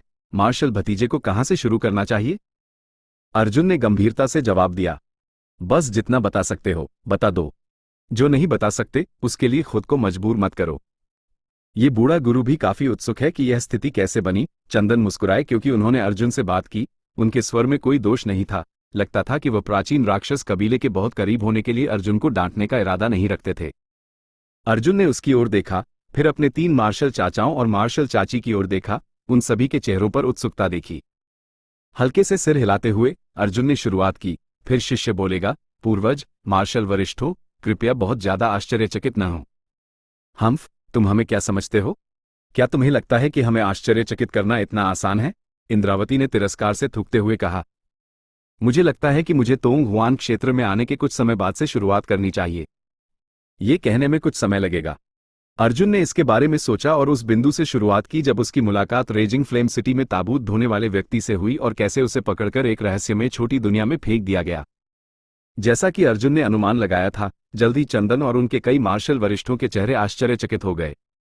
अर्जुन ने अपने अटल गोल्डन कंकाल या महान राक्षस देवता के साथ अपने संबंध के बारे में कुछ उल्लेख करने की हिम्मत नहीं की। उसने केवल ये बताया कि प्राचीन राक्षस कबीले को बचाने के बदले में उन्होंने उसकी सेवा करने पर सहमति जताई थी। हालांकि उसकी कहानी में हर जगह छेद और असंगतताएं थीं, चंदन और अन्य ने कोई सवाल नहीं पूछा और बस उसकी व्याख्या को चुपचाप सुनते रहे। इस राक्षस जाति के लोगों के अर्जुन के इतने करीब होने का कारण समझकर चंदन ने विचारपूर्वक पूछा, तो तुम्हारा मतलब यह है कि वे पूरी तरह से तुम्हारे प्रति आज्ञाकारी हैं? हाँ। क्या उनके विद्रोह करने की कोई संभावना है? बिल्कुल नहीं, अर्जुन ने दृढ़ता से घोषणा की। चंदन ने उसे गहराई से देखा, मानो उसकी आत्मा की गहराई में झांकने की कोशिश कर रहा हो। एक क्षण बाद उसकी नजर नर्म पड़ गई और उसने सिर हिलाया। बहुत अच्छा। हालांकि तुम ज्यादा उम्र के नहीं हो, तुम शांत और संयमित तरीके से काम करते हो और हमारी मानव जाति को कोई नुकसान नहीं पहुंचाना चाहिए। चूंकि वे तुम्हारी आज्ञा मानने को तैयार हैं, उन्हें तुम्हारे हाथों में एक ताकत के रूप में भी देखा जा सकता है, लेकिन याद रखो, वो ताकत एक दोहरी तलवार है। अगर तुम उसे अनाड़ी तरीके से चलाओगे तो तुम सिर्फ खुद को चोट पहुंचाओगे। अर्जुन ने विचारमग्न मुद्रा अपनाते हुए सिर हिलाया। शिष्य याद रखेगा। इसके अलावा तुम निश्चित रूप से अनगिनत लोगों की शत्रुता का लक्ष्य बन जाओगे। अगर तुम ऐसी वास्तविकता के लिए तैयार नहीं हो तो मैं तुम्हें सलाह देता हूं कि उन्हें अभी छोड़ दो। एक बार जब तुम उन्हें स्वीकार कर लोगे, तुम्हारा भविष्य का मार्ग कांटों से भर जाएगा। कई ऐसे योद्धा जिनसे तुम कभी नहीं मिले होगे तुम्हें जीवन मृत्यु का दुश्मन घोषित कर देंगे। चंदन ने गंभीरतापूर्वक कहा। शिष्य जानता है। अच्छा, तो ये बूढ़ा गुरु और कुछ नहीं कहेगा? चंदन मुस्कुराए। सोआरिंग स्काई सेक्ट उन्हें समायोजित नहीं कर सकता। तो तुम उन्हें कहां रखने की योजना बना रहे हो? क्या तुम उन्हें राक्षस भूमि में ले जाओगे? 168 रक्तपात। इस समूह को सोआरिंग हेवन सेक्ट में रखा जाता तो न केवल बाहरी लोगों को आपत्ति होती, बल्कि सेक्ट के भीतर के शिष्य भी इसे स्वीकार नहीं कर पाते। ऐसा करने से सोआरिंग हेवन सेक्ट की प्रतिष्ठा पर भारी दाग लगता। बाहरी लोग ये सोच सकते थे कि सोआरिंग हेवन सेक्ट राक्षस जाति के साथ सांठगांठ कर रहा है। चंदन से यह सुनकर अर्जुन जान गया कि अब छिपाना व्यर्थ है। उसने कहा, शिष्य के मन में पहले से ही एक स्थान है जहां वे रह सकते हैं। ओ, बताओ तो, मैं उन्हें 9 हेवंस होली लैंड ले जाऊंगा। वो मानव क्षेत्र के किनारे पर है, राक्षस डोमेन से सटा हुआ। वहां बसने में उन्हें कोई समस्या नहीं होनी चाहिए। 9 हेवंस होली लैंड? पवन सिंह का माथा सिकुड़ गया। क्या तुम उस जगह से परिचित हो? वे कैसे सहमत हो सकते हैं कि तुम वहां राक्षस जाति के 1000 सदस्यों को रखो? मैंने भी सुना है कि 9 हेवंस होली लैंड में भारी उथल पुथल हुई थी और वर्तमान में वह राक्षस जाति के एक महान वरिष्ठ द्वारा कब्जा कर लिया गया है। इंद्रावती ने भी चिंता जताते हुए कहा, अगर तुम अब वहां जाते हो तो भले ही तुम्हारा कोई परिचित हो, तुम उन्हें नहीं ढूंढ पाओगे। वो राक्षस जाति का महान वरिष्ठ शीर्ष स्तरीय तीसरे क्रम का संत है, कोई ऐसा व्यक्ति नहीं जिससे तुम बातचीत कर सको। अर्जुन ने शर्मिंदगी से अपना सिर खुजलाया और धीरे से बुदबुदाया, मार्शल वरिष्ठों को चिंता करने की आवश्यकता नहीं है। वास्तव में शिष्य 9 हेवंस होली लैंड का नया होली मास्टर है। उस पल चारों मार्शल वरिष्ठों के जबड़े गिर गए। वे मूर्खतापूर्वक अर्जुन की ओर देखते रहे, यहां तक कि चंदन भी क्षण भर के लिए उसकी ओर घूरते रहे। काफी देर बाद पवन सिंह ने झिझकते हुए अर्जुन से पूछा, छोटे मार्शल भतीजे, क्या तुम मजाक कर रहे हो या ये वास्तव में सच है? क्या ऐसा लगता है कि मैं मजाक कर रहा हूं? अर्जुन ने अपने कंधे सिकोड़ लिए। नया होली मास्टर? विश्वजीत का मुंह लगातार फड़क रहा था, जैसे कि वह जो सुन रहा था उसे पचा नहीं पा रहा था। तेजसिंह ने एक क्षण के लिए सोचा, फिर सिर हिलाया। अच्छा, मैंने वास्तव में सुना था कि 9 हेवंस होली लैंड का एक नया होली मास्टर है और वह काफी युवा है। इतना कहकर उसने अर्जुन को ऊपर से नीचे तक देखा, मानो संभावनाओं पर विचार कर रहा हो। अरे तुम बदबूदार छोटे बदमाश! इंद्रावती चिल्लाया, और क्या छिपा रखा है हमसे? सब बता दो। सब कुछ। कुछ नहीं। अर्जुन ने अपनी गर्दन सिकोड़ ली। मैं मार्शल चाचा और मार्शल चाची को बताने का अवसर ढूंढ रहा था, लेकिन मौका ही नहीं मिला। हे, वह राक्षस जाति का महान वरिष्ठ, क्या तुम उसका सामना कर सकते हो? चंदन ने अर्जुन की ओर कुछ संदेह के साथ देखा। पूर्वज निश्चिंत रहें, मेरा उस राक्षस जाति के महान वरिष्ठ के साथ समझौता है कि वे 9 हेवंस होली लैंड की रक्षा करेंगे। अब मैं वापस जाकर इसे दावा कर सकता हूं। हाँ, तुम्हारे हाथ में वास्तव में अब ऐसी शक्ति है। चंदन ने चंद्रिका और अन्य लोगों की ओर देखा और मुस्कुराए। हालांकि इस बूढ़े को राक्षस जाति की कोई अच्छी धारणा नहीं है, लेकिन जो मैं देख सकता हूं, वे तुम्हारी वास्तव में परवाह करते हैं। वहां वह महिला वही है जिसने रश्मि के खिलाफ लड़ाई लड़ी थी, है ना? हाँ, रश्मि ने शववाहक को मार डाला था। उनके बीच की दुश्मनी आसानी से खत्म नहीं होगी। बहुत अच्छा, राक्षस जाति के इस समूह को जैसा तुम उचित समझो वैसा ही संभालो। अगर इस बूढ़े के सामने तुम नहीं खड़े होते तो मैं उन्हें जाने देने के लिए कभी सहमत नहीं होता। पूर्वज का बहुत बहुत धन्यवाद, अर्जुन ने कृतज्ञतापूर्वक कहा। अर्जुन ने एक बार फिर गहराई से महसूस किया कि चंदन और उनके मार्शल वरिष्ठों ने उसे कितना विश्वास और स्नेह दिया था। जैसा कि चंदन ने कहा था, अगर इस समय यहां कोई और खड़ा होता तो वो कभी पीछे नहीं हटता। मार्शल पूर्वज, शैटरिंग मिस्टिकल पैलेस और वार स्पिरिट टेम्पल के उन लोगों का क्या? पवन सिंह की भौहें थोड़ी सिकुड़ गईं, उनकी आंखों में हल्की सी चमक कौंध गई। अगर हम उन्हें बस जाने देते हैं तो छोटे मार्शल भतीजे के कई रहस्य जल्दी फैल जाएंगे। चंदन की भौं एक पल के लिए सिकुड़ी, फिर उन्होंने बेपरवाही से कहा, इस बूढ़े ने आज तुम चारों को केवल डायमंड जनरल रश्मि को रोकने के लिए लाया था। बाकी लोगों के बारे में मैंने कुछ नहीं देखा। ये सुनकर चारों सोआरिंग हेवन सेक्ट संत एक पल के लिए अचंभित रह गए। फिर उन्होंने अर्जुन की ओर सार्थक मुस्कुराहट के साथ देखा, हल्के से मुस्कुराते हुए। पवन सिंह ने फिर अर्जुन के कंधे पर थपथपाया, छोटे मार्शल भतीजे, अपना ख्याल रखना। अगर कभी ऐसी कोई समस्या आए जिसे तुम अकेले हल नहीं कर सकते तो बिना किसी हिचकिचाहट के कभी भी सेक्ट लौट आना। सोआरिंग हेवन सेक्ट हमेशा तुम्हारा घर रहेगा। मैं तुम्हारा कमरा सीरेन रेस्प्लेंडेंट पीक पर खाली रखूंगी, अक्सर मिलने आना याद रखना, इंद्रावती ने मुस्कुराते हुए कहा। अगर तुम कभी कभार नहीं दिखोगे तो हम 9 हेवंस होली लैंड चले जाएंगे ताकि नए होली मास्टर की शान देख सकें। मैंने सुना है कि वहां कई संत महिलाएं हैं, हर एक बहुत सुंदर, विश्वजीत ने सार्थक ढंग से मुस्कुराते हुए कहा। तेजसिंह हमेशा की तरह चुप रहा, बस अर्जुन की ओर हल्के से सिर हिलाया। मार्शल चाचा, मार्शल चाची। अर्जुन के होंठ थोड़े कान पे, उसे कहना नहीं आ रहा था, केवल उसके दिल में गर्माहट महसूस हो रही थी। चलो चलते हैं, हमें देखना होगा कि क्या हम उस राक्षस महिला तक पहुंच सकते हैं। मेरी डायमंड सीलिंग चेन के वार से घायल होने के बाद उसने निस्संदेह गंभीर चोट खाई है। चंदन की आंखें अचानक तीखी हो गईं क्योंकि उन्होंने क्षितिज की ओर देखा। उन्होंने शीघ्रता से अन्य चारों को अपनी सच्ची क्यूई, ट्रू ची में लपेटा और प्रकाश की एक चमक में बदल गए जो दूर क्षितिज में गायब हो गया। भाई चंदन, भाई चंदन। ये देखकर अमर सदमे से चिल्लाया और घबराहट में पुकार उठा। उसने कभी उम्मीद नहीं की थी कि चंदन बस उनसे कुछ सवाल पूछकर उड़ जाएगा, उनके लिए एक शब्द कहना तो दूर, उन्हें बचाना भी नहीं सोचेगा। भाई अमर, हमें स्पष्ट रूप से छोड़ दिया गया है। वो कमीने चंदन और यह छोटा बदमाश निस्संदेह मिलीभगत कर रहे हैं। गौरव का चेहरा अवर्णनीय रूप से ठंडा और उदास हो गया। यह महसूस करते हुए उनका दिल एक गहरे अंधेरे गड्ढे में डूब गया। लगभग 1000 प्राचीन राक्षस जनजाति के सदस्य कूदकर आए और उन्हें घेर लिया। पांचों संत क्षेत्र, सेंट रेल्म के स्वामियों के चेहरों पर राक्षस चिन्ह, डेमन क्रेस्ट्स, प्रकट हो गए। उनकी आभा सभी उमड़ पड़ी और युद्ध की इच्छा से भर गई। अमर, गौरव और अन्य लोग लड़खड़ाते हुए कुछ कदम पीछे हट गए क्योंकि उन्होंने जल्दबाजी में अपनी ताकत जुटानी शुरू कर दी। प्राचीन राक्षस जनजाति के सदस्यों को घूरते हुए भय से गटक गए। स्वामी, हम इन लोगों के साथ कैसा व्यवहार करें? चंद्रिका ने हल्के से पूछा। अर्जुन चुपचाप मुस्कुराया। अर्जुन की हत्या की भावना को भांपते हुए अमर ने जल्दबाजी में पुकारा, होली मास्टर अर्जुन, क्या इतना क्रूर होना आवश्यक है? इस बार यह निश्चित रूप से हमारी गलती थी, लेकिन बातचीत के लिए हमेशा जगह होती है। भविष्य में मिलने पर हमारा मित्रवत होना असंभव नहीं है। यह अमर यह भी शपथ ले सकता है कि आज यहां जो कुछ भी घटित हुआ है वो हम में से किसी के भी मुंह से बाहर नहीं निकलेगा। हमेशा बातचीत के लिए जगह?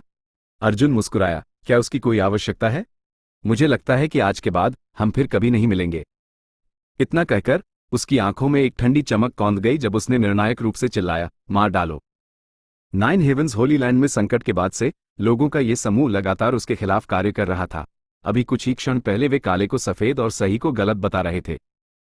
ऐसे लोगों को जीवित छोड़ना निश्चित रूप से भविष्य में आपदा का कारण बनेगा। अर्जुन किसी भी तरह से उदार व्यक्ति नहीं था, बल्कि वह ऐसा व्यक्ति था जिसे थोड़ी सी भी शिकायत का बदला लेना पड़ता था। उसके चरित्र के साथ अब जब वो उन्हें घेर लिया था, वह कैसे अमर और गौरव को जीवित छोड़ सकता था? जब अर्जुन ने आदेश दिया तो हजारों प्राचीन राक्षस जनजाति के सदस्य उत्तेजित होकर चिल्लाए, सभी प्रकार के विचित्र और प्राचीन कलाकृतियों को बाहर निकालते हुए शैटरिंग मिस्टिकल पैलेस और वार स्पिरिट टेम्पल के अभ्यासियों की ओर झपट पड़े। प्राचीन राक्षस जनजाति को बहुत लंबे समय तक कैद किया गया था। वे राक्षस जाति के अभिजात वर्ग थे, हिंसा और क्रूरता का प्रतीक।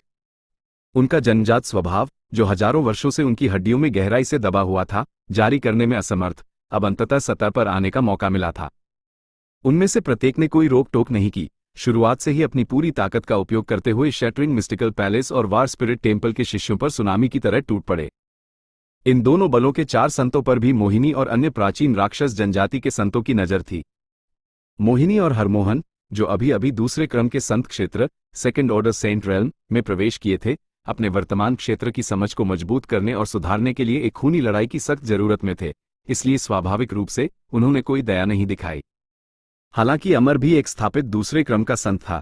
प्राचीन राक्षस जनजाति के स्वामियों द्वारा अपने डेमन गॉड ट्रांसफॉर्मेशंस का उपयोग करते हुए सामना करने पर वो जवाबी हमला करने में भी असमर्थ था। चंद्रिका ने तो हिलने का भी काम नहीं किया, बस दूसरों को खुशी से लड़ने दिया। गर्म खून छिटक गया और चीखें हवा में गूंज उठी क्योंकि एक बार शुद्ध सफेद बर्फीली पर्वत श्रृंखला गहरे लाल रंग में रंग गई। जैसे ही ताज़ा लाशें तेजी से बनाई गईं, इस दृश्य को देखने वाले हर व्यक्ति के चेहरे पर भय की भावना भर गई, उनकी आंखों में डर कौंध गया।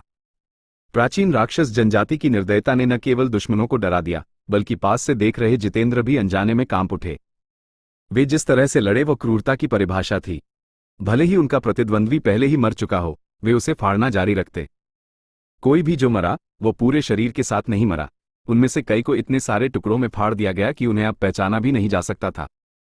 इस भीषण लड़ाई के बीच में प्राचीन राक्षस जनजाति के सदस्यों ने अनजाने में अपने होंठ चाटे और अपने विरोधियों को क्रूरता से घूरा, मानो उनके अंधाधुंध वध में लिप्त होने का आनंद ले रहे हों।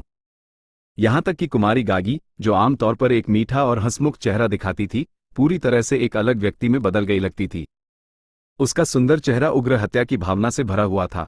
उसके राक्षस चिन्ह, डेमन क्रेस्ट्स, राक्षसी क्यूई, डेमोनिक ची से स्पंदित हो रहे थे, जिससे अक्सर उसके विरोधी उसके एक भी उंगली लगाने से पहले ही सारी लड़ाई की भावना खो देते थे। एक भी मुर्गा या कुत्ता जीवित न छोड़ें, चंद्रिका ने पुकारा, अपना हाथ लहराते हुए कई रक्तलाल प्रकाश की किरणें भेजी जो भीड़ के बीच से उड़ गईं और जल्दी से कई शैटरिंग मिस्टिकल पैलेस और वार स्पिरिट टेम्पल के अभ्यासियों को पकड़ लिया। ये अभ्यासी सख्ती से बचने की कोशिश कर रहे थे, लेकिन विरोध करने में असमर्थ थे और जल्दी खूनी गूदे में कुचल दिए गए, जबकि वे दर्दनाक चीखें निकाल रहे थे। अगले ही पल चंद्रिका की आकृति झिलमिलाई और अमर की ओर झपटी। जितेंद्र का मुंह सूख गया। उसका शरीर इस खूनी नरक को देखकर कांप रहा था। भय की कोई छोटी मात्रा महसूस नहीं कर रहा था। ऐसा लग रहा था कि सभी प्राचीन राक्षस जनजाति के सदस्य पागलपन से भरे हुए थे, उत्तेजित होकर भीड़ के बीच तैर रहे थे, एक के बाद एक दुश्मन को मारते हुए उनके खून में नहा रहे थे। वे स्पष्ट रूप से इस तरह की हत्या का आनंद ले रहे थे। दया या संयम की कोई आवश्यकता नहीं, बस सामने आने वाली हर चीज का वध करना। जितेंद्र ने अंततः महसूस किया कि राक्षस जाति के ये लोग कितने भयानक थे और वह अपने दिल में ठंडक महसूस नहीं कर सका। जिन राक्षस जाति के लोगों को वह जानता था, उनकी तुलना में ये लोग वास्तविक राक्षसों की तरह अधिक थे। सामने प्रदर्शित क्रूर पागलपन ने उसके दिमाग को भी प्रभावित करना शुरू कर दिया, जिससे उसका खून उबलने लगा। धीरे धीरे जितेंद्र की आंखें लाल हो गईं और उसका कांपना बंद हो गया। उसके अंदर एक तरह की खून की प्यास धीरे धीरे बढ़ रही थी, जिससे उसे आगे बढ़ने और इस क्रूर लड़ाई में शामिल होने के लिए प्रेरित किया जा रहा था। ये भावना तब तक बढ़ती रही जब तक कि जितेंद्र लगभग खुद को नियंत्रित नहीं कर सका। जितेंद्र!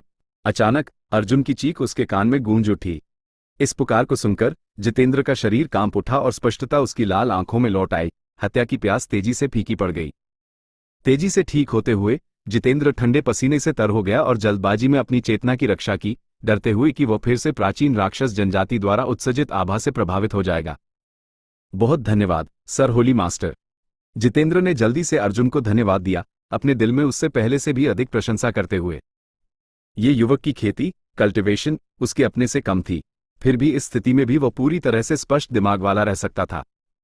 जाहिर है, अर्जुन की मानसिक शक्ति उसकी अपनी से अधिक हो गई थी। यह महसूस करते हुए जितेंद्र आश्चर्य से भर गया। अध्याय 869 रक्तपात का पर्वत। प्राचीन राक्षस जनजाति के योद्धाओं का हर बार दुश्मनों के अंग या सिर काट देता था, खून की फुहारें छिटकती थी। उनके शरीरों से निकलने वाली काली राक्षसी ऊर्जा मानो जीवित हो उठी थी, एक विशालकाय जानवर की तरह भीड़ पर टूट पड़ी। इस भयावह प्रहार ने शेष टूटे हुए रहस्यमय महल, शैटरिंग मिस्टिकल पैलेस और युद्ध आत्मा मंदिर, वॉर स्पिरिट टेम्पल के साधकों की बची खुची लड़ने की इच्छा भी तोड़ दी। उनके भयभीत चीखों के बीच ही वे निराशा में मर गए। पवित्र और निर्मल हिमालयी पर्वतमाला अब रक्त से सनी एक नरकस्थल बन गई थी, जहां घुमावदार धाराओं की तरह खून बह रहा था और चारों ओर मांस और हड्डियों के टुकड़े बिखरे पड़े थे। शीघ्र ही इन दोनों शक्तियों के शिष्य या तो मर चुके थे या मरने के कगार पर थे। अमर, गौरव और अन्य संत सेंट्स हताश हो चुके थे। वे पागलों की तरह चिल्लाते हुए प्रतिरोध करने की कोशिश कर रहे थे, लेकिन चंद्रिका और अन्य प्राचीन राक्षस जनजाति के संतों के सामने वे असहाय थे। उनका संघर्ष केवल उनकी पीड़ा को लंबा कर रहा था। मानव जाति के अलौकिक क्षेत्र, ट्रांसेंडेंट रेल्म के स्वामी भी जल्द ही मारे गए। चारों संत भी धीरे धीरे पीछे हटने लगे। अमर ने असाधारण शक्ति का प्रदर्शन जारी रखा। उसके हर हमले के प्रभाव से कई निम्न स्तरीय प्राचीन राक्षस जनजाति के योद्धा मारे गए। इसने चंद्रिका को क्रोधित कर दिया, जिसने अपना हमला और तेज कर दिया। अर्जुन इस सब के प्रति उदासीन था। वो प्रकृति के इस नियम को गहराई से समझता था, जो शक्तिशाली है वही जीवित रहता है। समय तेजी से बीत गया और शीघ्र ही युद्ध थम गया। क्षेत्र लाशों से भर गया था। विजयी प्राचीन राक्षस जनजाति के योद्धा आकाश की ओर गर्जना कर रहे थे, मानो युद्ध के समाप्त होने को स्वीकार कर पाना उनके लिए कठिन हो। उनकी राक्षसी ऊर्जा और गाढ़ी हत्या की भावना ने आकाश को घेर लिया। पूरे क्षेत्र में एक उदासी छा गई। टूटे हुए रहस्यमय महल और युद्ध आत्मा मंदिर के 4 संत क्षेत्र स्वामियों में से 3 युद्ध में मारे गए थे। केवल अमर बचा था। चंद्रिका ने उसे एक मोटी रक्तलाल ऊर्जा की रस्सी से बांध दिया, जिससे उसकी हरकतें और शक्ति पूरी तरह सीमित हो गईं। फिर उसे घसीटकर अर्जुन के सामने फेंक दिया। इस नरकस्थल के केंद्र में खड़े अर्जुन ने अपनी आंखें बंद की और अपने ज्ञान सागर नॉलेज सी में विनाश की दानव दृष्टि डेमन आई ऑफ एनाइलेशन को सक्रिय किया। वो तेजी से हाल ही में मारे गए साधकों के बिखरे हुए आत्मा अवशेषों सोल रेमनेंट्स को अवशोषित करने लगा। अमर भय से कांप रहा था, ये सोचकर प्रतीक्षा कर रहा था कि उसका क्या भाग्य होगा। अर्जुन को देखकर उसकी पीठ पर ठंडा पसीना बह रहा था। थोड़ी देर बाद अर्जुन ने धीरे से अपनी आंखें खोली और अपने सामने पड़े अमर की ओर देखा। पवित्र स्वामी अर्जुन, किसी भी अन्य बात से परे, यह अमर अभी भी एक शक्तिशाली स्वामी हूं। मैं आपसे विनम्र निवेदन करता हूं कि दया दिखाएं और मेरा प्राण बख्शें। बदले में यह अमर पवित्र स्वामी अर्जुन का सेवक बनने को तैयार है और आपके हर आदेश का वफादारी से पालन करेगा। अर्जुन के बोलने का इंतजार किए बिना अमर ने जल्दबाजी में कहा, डरता हुआ कि कहीं उसे तुरंत मार न दिया जाए। उसे इतना डरपोक और कमजोर व्यवहार करते देखकर चंद्रिका और अन्यों के चेहरे पर तिरस्कार के भाव आ गए। एक शक्तिशाली स्वामी, अच्छा, तुम सच में मेरा कई महीनों तक पीछा करने में सफल रहे। अर्जुन ने हल्के से सिर हिलाया। लेकिन मैं क्षमा चाहता हूं, मुझे तुम्हें कोई दिलचस्पी नहीं है। मेरे हाथ में पहले से ही पर्याप्त शक्ति है। इसके अलावा तुम्हें अपने पास रखने से मुझे कोई फायदा नहीं होगा। पवित्र स्वामी अर्जुन, कृपया प्रतीक्षा करें, चाहे जो भी आप चाहते हैं। अर्जुन की हत्या की भावना को भांपकर अमर सचमुच डर गया। उसने जल्दी से पास खड़े जितेंद्र की ओर मुड़कर चिल्लाया, संप्रदाय प्रमुख जितेंद्र, हमारी कई वर्षों की मित्रता के सम्मान में कृपया मेरे लिए कुछ शब्द कहें। जितेंद्र ने गहरी सांस ली और सिर हिलाया, भाई अमर, एक गलती माफ की जा सकती है, लेकिन गलतियों की श्रृंखला नहीं। इस जितेंद्र ने 2 साल पहले ही तुम्हें चेतावनी दी थी कि एक कदम पीछे हटो, लेकिन तुम निर्ममता से काम लेने पर अड़े रहे। अब जब स्थिति उलट गई है, तो इस जितेंद्र की क्या सलाह देने की बात है? साथ ही पवित्र स्वामी महोदय की सहायता के कारण ही इस जितेंद्र ने अपना कमजोर अस्तित्व बचाए रखा है। मैं अब उनके खिलाफ कैसे बोल सकता हूं? जितेंद्र को अपना अनुरोध ठुकराते देखकर अमर कुछ निराश हुआ, लेकिन जल्दी ही संभल गया और बोला, पवित्र स्वामी अर्जुन, मेरे पास एक रहस्य है। बस आप वादा करें कि मुझे नहीं मारेंगे, तो मैं आपको उसके बारे में सब कुछ बता सकता हूं। एक रहस्य? अर्जुन मुस्कुराया, किसके पास रहस्य नहीं होता? क्या तुम्हारे रहस्य का मेरे लिए कोई मूल्य भी है?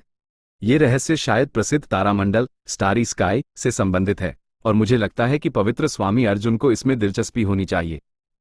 आप 9 आकाश पवित्र भूमि, 9 हेवेंस होली लैंड के पवित्र स्वामी हैं। आप देर सवेर तीसरे क्रम के संत क्षेत्र, थर्ड ऑर्डर सेंट रेल्म की चरम सीमा तक पहुंच जाएंगे। ऐसे शक्तिशाली व्यक्ति के लिए आगे केवल तारामंडल का मार्ग ही बचता है, अमर ने समझाया। अर्जुन की भुएं हल्की सी उठी। उसे वास्तव में कुछ दिलचस्पी हुई। वो थोड़ा झुका और अमर को घूरने लगा। तुम कैसे जानते हो कि तुम्हारा रहस्य तारामंडल के रहस्य से संबंधित है? क्योंकि यह अमर एक बार इसे व्यक्तिगत रूप से अनुभव कर चुका है। मानो मैं अनंत अंधकार में तैर रहा था, दूर दूर तक हल्के सितारे दिखाई दे रहे थे। एक बहुत ही असामान्य दृश्य। स्वामी, यह व्यक्ति केवल समय बिताने के लिए बेतुकी कहानियां गढ़ रहा है, मोहिनी ने ठंडे स्वर में चिल्लाया। अर्जुन ने उसे शांत करने के लिए हाथ उठाया और अमर को इशारा किया, जारी रखो। अर्जुन को वास्तव में दिलचस्पी लेते देखकर अमर अचानक काफी उत्साहित हो गया और तेजी से बोला, आसपास एक बहुत ही अजीब शक्ति भी थी। भले ही यह अमर उस समय पहले से ही दूसरे क्रम का संत था, फिर भी उस दबाव का विरोध करना कुछ कठिन था। ऐसा लगा जैसे अगले ही पल मेरा पूरा शरीर चकनाचूर हो जाएगा। मेरा मानना है कि केवल एक तीसरे क्रम का संत ही अपने शरीर से उस भयानक शक्ति को सहन करने में सक्षम होगा। अर्जुन ने हल्का सा भौं चढ़ाई। अमर ने अभी जो कुछ कहा था, वह अर्जुन के तारामंडल में खुद के अनुभव से लगभग पूरी तरह मेल खाता था। इससे उसकी विश्वसनीयता बहुत बढ़ गई। केवल वही व्यक्ति जिसने व्यक्तिगत रूप से तारामंडल का अनुभव किया हो, उसे इतने सटीक ढंग से वर्णित कर सकता था। एक पल झिझकने के बाद अर्जुन मुस्कुराया, तुमने कहा था कि तुम्हारे पास कुछ रहस्य है? उसका तारामंडल से क्या संबंध है? तुम कैसे जानते हो कि जो तुमने अनुभव किया वह वास्तव में तारामंडल था? सच कहूं तो पवित्र स्वामी अर्जुन, शुरू में यह अमर इस सब पर ज्यादा ध्यान नहीं देता था, जब तक कि एक दिन मुझे अपने संप्रदाय के अंदर एक बहुत ही अजीब पत्थर नहीं मिला। वह पत्थर इस क्षेत्र का नहीं था। आने वाले वर्षों में यह अमर अक्सर उस जगह से कुछ बिखरे हुए पत्थर प्राप्त करने में सफल रहा। फिर एक दिन मुझे कुछ और भी अधिक मूल्यवान चीज मिली। ओ, क्या चीज? अर्जुन ने सूखे स्वर में पूछा। वो चीज इस अमर के ब्रह्मांड बैग, यूनिवर्स बैग में है। आप स्वयं देखने के लिए स्वतंत्र हैं। उसे देखने के बाद आपको पता चल जाएगा कि यह अमर कहानियां गढ़ रहा है या नहीं, अमर ने कहा। अर्जुन ने उसके ब्रह्मांड बैग की ओर देखा और उसे लेने के लिए हाथ बढ़ाया। लेकिन जैसे ही वह उसे खोलने वाला था, चंद्रिका तेजी से आगे बढ़ी। स्वामी, मुझे अनुमति दें। वो स्पष्ट रूप से अमर पर भरोसा नहीं करती थी और डरती थी कि उसने अपने ब्रह्मांड बैग में किसी तरह का जाल छोड़ा होगा। ये सुनकर अर्जुन ने सिर हिलाया और ब्रह्मांड बैग चंद्रिका को सौंप दिया। चंद्रिका ने ब्रह्मांड बैग लिया और तुरंत उसे खोला। लेकिन इससे पहले कि वह उसकी जांच भी शुरू कर पाती, उसमें से एक विचित्र ऊर्जा का विस्फोट हुआ जो चंद्रिका के माथे में समा गया। चंद्रिका के हाव भाव जकड़ गए। उसका कोमल शरीर हल्का सा कांपा, मानो उसे बहुत दर्द हो रहा हो। वास्तव में एक जाल था। मोहिनी की अभिव्यक्ति और भी ठंडी हो गई। अगले ही पल उसने अमर की ओर हाथ से प्रहार किया, जिससे उसके शरीर की आधी हड्डियां चकनाचूर हो गईं। अभी उसे मत मारो। अर्जुन ने जल्दी से उसे रोका। उसका चेहरा काफी उदास था। वह तेजी से चंद्रिका के पास गया और उसकी चोट की जांच की। अगर चंद्रिका अचानक बीच में नहीं आती, तो संभवतः इस समय दर्द से तड़प रहा वो खुद होता। मैं ठीक हूं। यह उसकी दिव्य चेतना, डिवाइन सेंस के एक भाग का हमला था। चंद्रिका ने अपना माथा पकड़े हुए फुसफुसाया। इसमें एक प्रकार का दास्ता आदेश, एनस्लेवमेंट कमांड था। मैंने उसे पहले ही हल कर लिया है। एक और अधिक शक्तिशाली दूसरे क्रम की संत होने के नाते अमर की गुप्त व्यवस्थाएं स्पष्ट रूप से चंद्रिका के खिलाफ प्रभावहीन थी। अमर तुरंत हतोत्साहित हो गया और कुछ हद तक असंतुष्ट भी। वो नहीं जानता था कि अगर यह हमला अर्जुन ने झेला होता तो भी उसका कोई प्रभाव नहीं होता। उसने अपनी पूरी चालाकी लगा दी थी ताकि अर्जुन को अपने ब्रह्मांड बैग की खोज करने के लिए प्रलोभित कर सके और एक झटके में उस पर नियंत्रण कर ले। दुर्भाग्य से वह असफल रहा। मोहिनी के हमले को झेलने के बाद अमर केवल जमीन पर फैला पड़ा रह सकता था। उसका पूरा शरीर दर्द से चीख रहा था, जबकि वह अपने कैदियों को घूर रहा था। अर्जुन हल्के से मुस्कुराया। वो उठा और अमर की ओर चल दिया, हल्के से सिर हिलाते हुए बोला, ऐसा लगता है कि तुम्हें मैंने जितना समझा था उससे कहीं अधिक साहस है। बताओ, तुम कैसे मरना चाहते हो? अमर की आंखों में घृणा और असहायता की आग धधक रही थी। वह एक शब्द भी बोलने से इनकार कर दिया, स्पष्ट रूप से जानता हुआ कि इस बार भागने की कोई उम्मीद नहीं थी। थोड़ी देर तक उसे देखने के बाद अर्जुन ने बेसब्री से हाथ हिलाया, उसे मार डालो। अमर ने उसी क्षण गर्जना भरा, मुझे मारोगे तो तुम उस रहस्य को कभी नहीं जान पाओगे। यह उसका अंतिम प्रयास था, लेकिन उसके पास उत्तर में केवल मोहिनी का घातक प्रहार था। किसी की नजर में न आते हुए अमर के ज्ञान सागर से रिसने वाले आत्मा अवशेष को अर्जुन ने अवशोषित कर लिया। अर्जुन ने अपनी आत्मा की छवि, सोल एवटा, को अपने ज्ञान सागर में भेजा और अमर से संबंधित आध्यात्मिक ऊर्जा के अवशेष को एक अलग कोने में सावधानी से रख दिया। वो इसे बाद में जांचने की योजना बनाने लगा जब उसे कुछ खाली समय मिलेगा। अर्जुन वास्तव में उस रहस्य में काफी रुचि रखता था जिसके बारे में अमर ने मरने से पहले बात की थी। अब टूटे हुए रहस्यमय महल और युद्ध आत्मा मंदिर का कोई भी व्यक्ति नहीं बचा था। केवल जितेंद्र खड़ा था, उसके चेहरे पर एक जटिल भाव था। वह एक और दुख का अनुभव कर रहा था, लेकिन साथ ही एक बड़े भाग्य का भी। शुक्र था कि उसने 2 साल पहले अर्जुन से सक्रिय रूप से बात करके शांति के लिए बातचीत की थी। अन्यथा वो और उसके प्रेत संप्रदाय, नेदरवर्ल्ड सेक्ट, के कुलीन निश्चित रूप से उसके सामने बिखरी लाशों के मैदान में होते। जितेंद्र, क्या तुम्हारे प्रेत संप्रदाय का कोई मारा गया है? अर्जुन ने मुड़कर पूछा। जितेंद्र ने धीरे से सिर हिलाया। भागने से पहले मैंने अपने उप संप्रदाय प्रमुख को संदेश भेजा था कि वह हमारे लोगों को लेकर चला जाए। अमर और अन्य केवल आपका पीछा करने में रुचि रखते थे, इसलिए उन्होंने उन पर ध्यान नहीं दिया। यहां जो भी मरे हैं वे टूटे हुए रहस्यमय महल और युद्ध आत्मा मंदिर के हैं। प्राचीन चंद्र गुफा स्वर्ग, एंशिएंट मून केव हेवन और लुओशेंग संप्रदाय, लुओशेंग सेक्ट, के वे लोग भी उन्हें छोड़कर चले गए लगते हैं। हाँ, बहुत अच्छा, अर्जुन ने धीरे से सिर हिलाया। मेरे लोग बहुत दूर नहीं गए हैं। जितेंद्र ने महसूस किया, पवित्र स्वामी महोदय, क्या मैं उन्हें वापस बुला सकता हूं? अर्जुन ने सिर हिलाया, उसे रोका नहीं। वरिष्ठ चंद्रिका, नवोदित येन्या और स्नेहा, जूजी उड़कर आए। उनके हाथों में एक ब्रह्मांड बैग था। उन्होंने सूचना दी, शववाहक वरिष्ठ, कॉफन स्लेव सीनियर, के अवशेष एकत्र कर लिए गए हैं। चंद्रिका की अभिव्यक्ति उदास हो गई क्योंकि उसने ब्रह्मांड बैग लिया। अर्जुन ने उसकी ओर देखा और धीरे से बोला, कृपया अपने दुख को संयमित करें। शववाहक वरिष्ठ ने अपना दीर्घकालिक मिशन वफादारी से पूरा किया। अब वे विश्राम कर सकते हैं। हाँ, जैसा स्वामी कहते हैं। आज रात हम यहीं आराम करेंगे और तुम सभी को बाहरी दुनिया के अनुकूल होने का अवसर देंगे। हम सफाई करके कल सुबह रवाना होंगे। जी। चंद्रिका ने अगुवाई की और दूसरों को व्यवस्थित करना शुरू किया। अभी सभी प्राचीन राक्षस जनजाति को ढकने वाले राक्षस चिन्ह, डेमन क्रेस्ट्स, धीरे धीरे बिखर गए। हवा में भरी गाढ़ी राक्षसी ऊर्जा भी छंट गई, जिससे आसपास का वातावरण अंततः शांत हो गया। इस युद्ध में लड़ने वाले 1000 प्राचीन राक्षस जनजाति के योद्धाओं में कुछ हताहत हुए थे, लेकिन संख्या काफी कम थी, कुल मिलाकर लगभग 20 से 30 के बीच। अब जब उन्हें दफनाने का समय आया तो जीवित लोगों की आंखों से आंसू नहीं रुके। वे सभी अनगिनत वर्षों से बाहरी दुनिया का अनुभव करने की प्रतीक्षा कर रहे थे। आखिरकार आज वे उस रहस्य में लघु विश्व, मिस्टीरियस स्मॉल वर्ल्ड, से बाहर निकल पाए थे। लेकिन इससे पहले कि वे उसका कोई हिस्सा भी देख पाते, उनमें से कुछ ने अपनी जान गंवा दी। उनके जीवित साथियों को स्वाभाविक रूप से उनके लिए खेद था, लेकिन शीघ्र ही प्राचीन राक्षस जनजाति का मूड हल्का हो गया। उनमें से कई आकाश में चांद और तारों को देखते हुए अपनी आंखें हटा नहीं पा रहे थे। उनके दिल में उत्सुकता भर गई थी, कल उगने वाले सूरज के दृश्य की कल्पना कर रहे थे। अध्याय 870, रक्तसार पत्थर।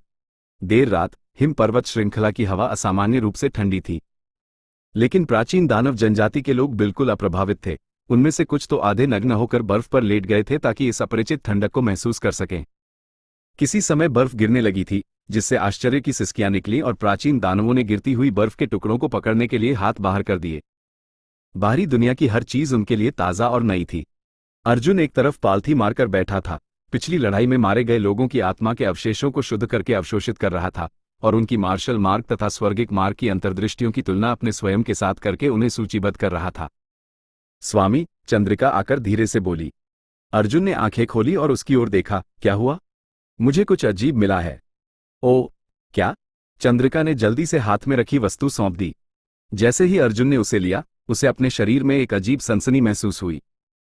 उसे घूरते हुए उसने पाया कि यह वस्तु एक गहरे लाल रंग का पत्थर था जो मुट्ठी के आकार का था। अर्जुन का ज्ञान काफी उच्च स्तर का था।